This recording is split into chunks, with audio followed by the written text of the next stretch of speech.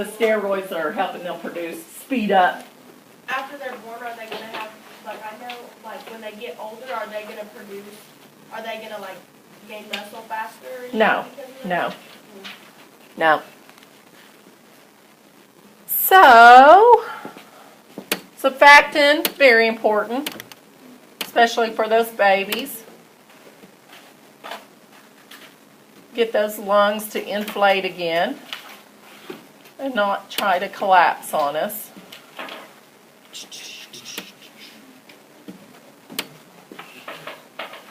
Pulmonary compliance, as you get older, the rate, the vital capacities, all of that, the ability to inflate and the elastic recoil of those lungs decrease with age.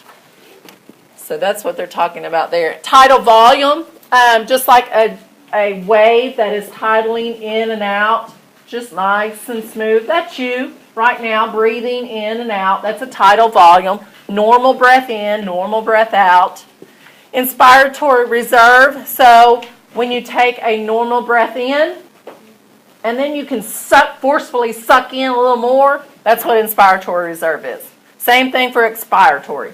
You take a normal breath in and you normally exhale, and then it's like you can push a little bit more out. That's expiratory reserve volume. Now, I told you that the lungs are constantly wanting to collapse on us. And so surfactant keeps it from collapsing those little alveoli. But there's also something else, and it's called your residual volume. So no matter how much expiratory reserve volume you can blow out forcefully, trying to exhale, force air out, you can't exhale every bit of it. So it's just like a balloon. When you blow up a balloon and you let it come down, but you don't take all the air out, you can blow it up again really fast. Whereas if you let it collapse all the way down and then you try to blow it back up, it's a little harder.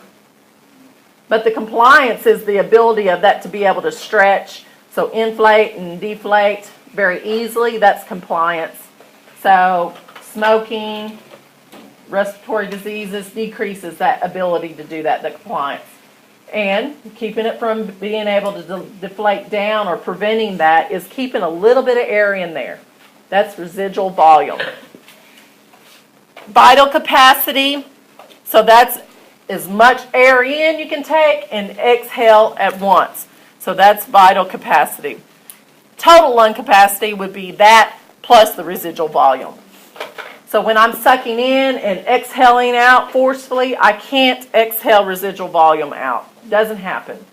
Because it's got to stay in there to keep those air sacs open or they will collapse on you.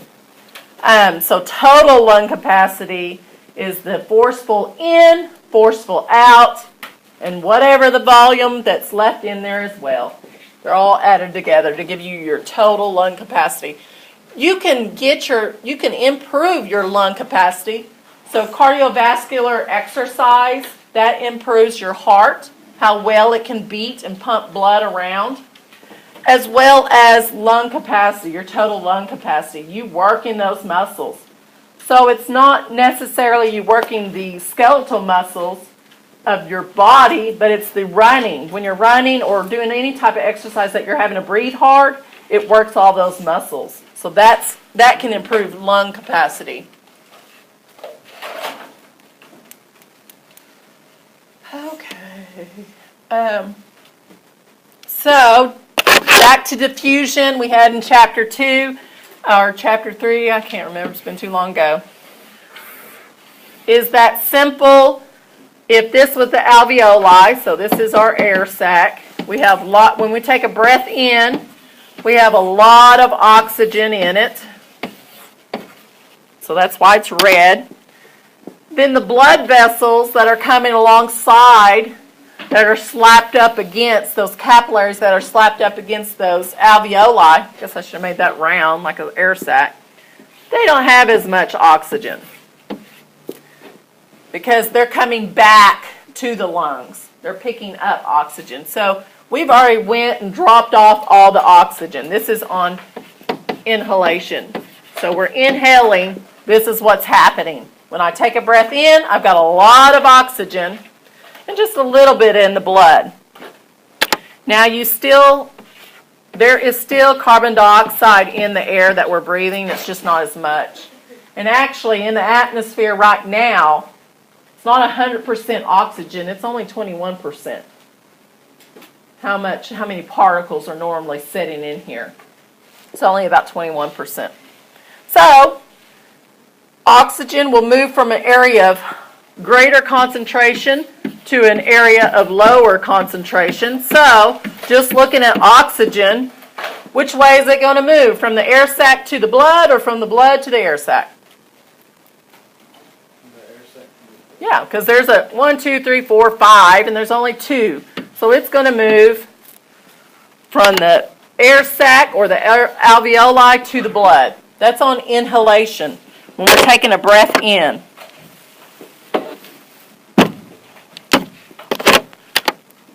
When I'm exhaling,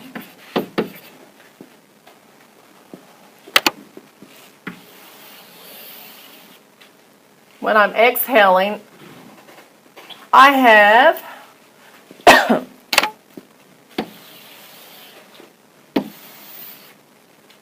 now I've moved all the oxygen from here into the blood, but now let's just look at CO2.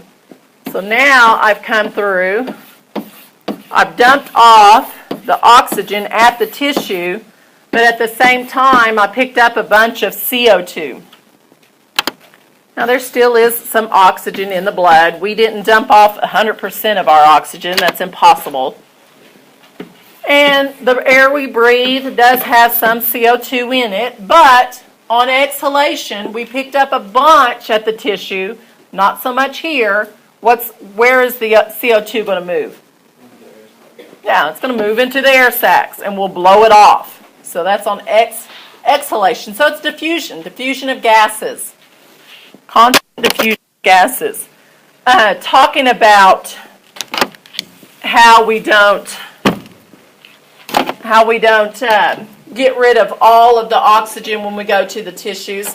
So when the blood cells do pick up the oxygen from the alveoli, it binds that oxygen to hemoglobin, and we call it oxyhemoglobin. Remember that hemoglobin has how many receptor sites for oxygen? It does have 4.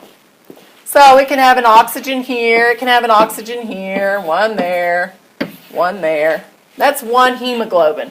Now there's tons of hemoglobins in one red blood cell. Tons of them. So this is just one molecule of hemoglobin. We can bind 4 of them. Now at the same time, you can have carbon dioxide on it as well, and oxygen. So hemoglobin will carry oxygen and carbon dioxide. When it's carrying carbon dioxide, we call it carboamino hemoglobin. So it just has carb on it. Put a carb on it, and then it's carrying carbon dioxide. These tissues. 1 carbon dioxide, yes, dissolved in the water part, plasma, and then to hemoglobin, so we can go and spit it out, and that's what it looks like when it's bound to hemoglobin. Let me look at something, because I need to mention one last thing about this molecule. Hemoglobin has those 4 receptor sites, and they have what is called a higher affinity to what's called carbon monoxide. So carbon monoxide, not dioxide. Dioxide would be how many oxygens? 2. Carbon monoxide has how many oxygens? Just 1. So that's how it looks.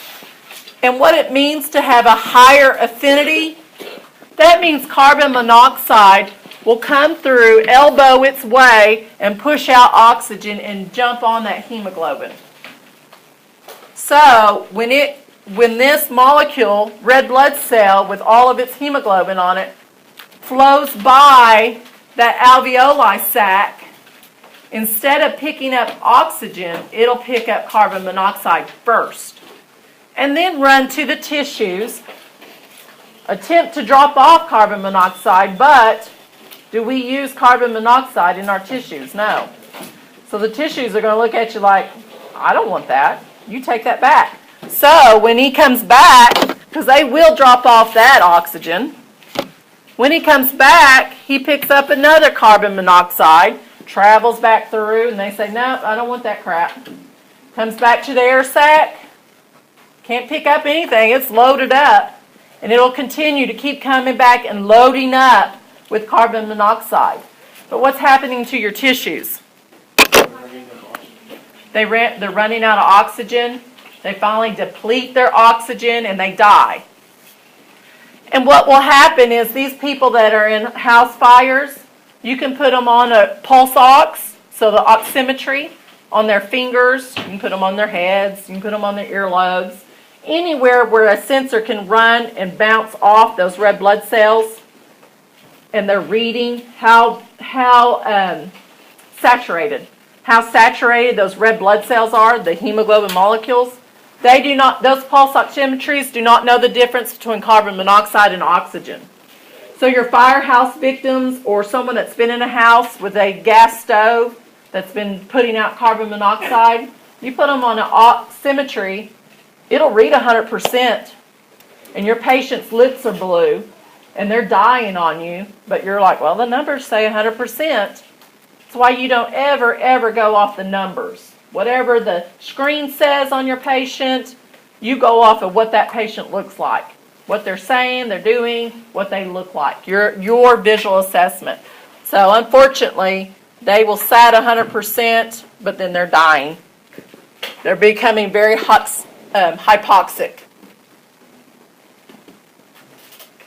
So primary way oxygen is transported in the blood. What's it called when it's on that molecule? It is C, your oxyhemoglobin. That's how it's moved around. And that's all she wrote about the respiratory system. She wrote a lot about the respiratory system.